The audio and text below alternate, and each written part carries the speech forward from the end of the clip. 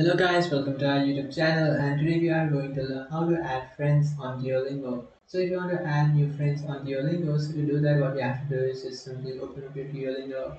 So in order to open up Duolingo, just simply search for duolingo.com.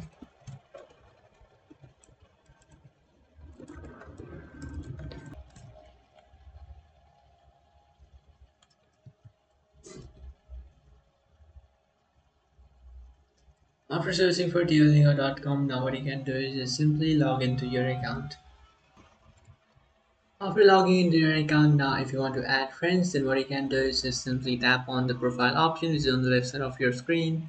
After tapping on the profile now, you just have to tap on find friends or invite friends, and in that following way you can just simply invite your friends to Duolingo.